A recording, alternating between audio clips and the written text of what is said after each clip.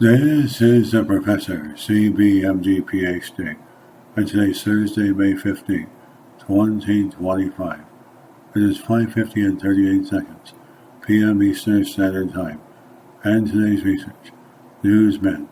So let's hop to it here. After a 3-day aerial search during the first widespread UFO sightings in the United States, Dave Johnson, aviation editor of the Idaho Statesman, observed a maneuvering disk July 9, 1947. Ground observers at Gowan Field confirmed the sighting.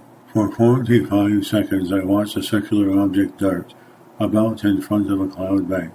Johnson reported. The object was round and appeared black altogether as it maneuvered in front of the clouds. I saw the sun flash from it once. I was flying at 14,000 feet west of Boise, near the end of my third mission. Frankly, I had given up hope of ever seeing one of the objects. I turned the phone toward Boise to begin the circular letdown over Gowan Field and over the nose of the aircraft. I saw the object, clearly and distinctly.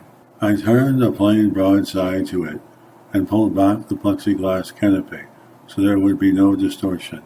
The object was still there. It was rising sharply and jerkily toward the top of the towering bank of alto cumulus and alto stratus clouds. At that moment it was so round I thought it was a balloon. The object was turning so that it presented its edge to me. It then appeared as a straight black line.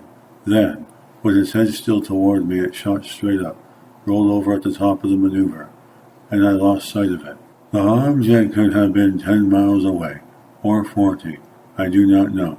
If it was a great distance from me, its speed was incredible.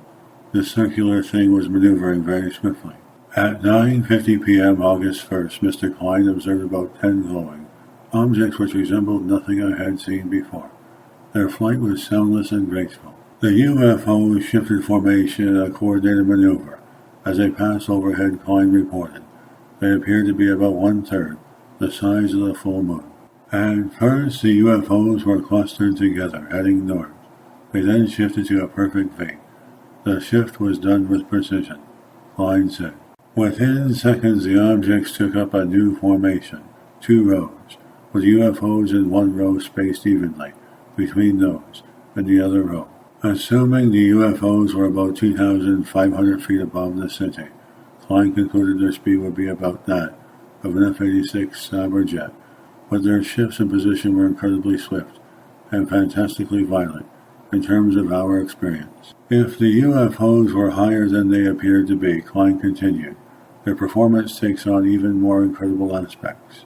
Mr. Klein reported his sighting to be the 34th Air Defense Division, but was asked to describe the maneuvers to intelligence officers. I have witnessed both day and night rocket flights at White Sands. The saucers were something different altogether, he concluded. This video was created for educational purposes only. Codename Will, Professor Christopher Brunette, leader of research, scientist, ufologist, psychic, computer programmer, computer technician, philanthropist, writer, mathematician, artist, photographer, film producer, chef, animal, and nature lover. Passion, world peace. Hope you enjoyed listening.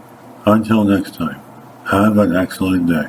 This is the Professor, CBMG PhD, and today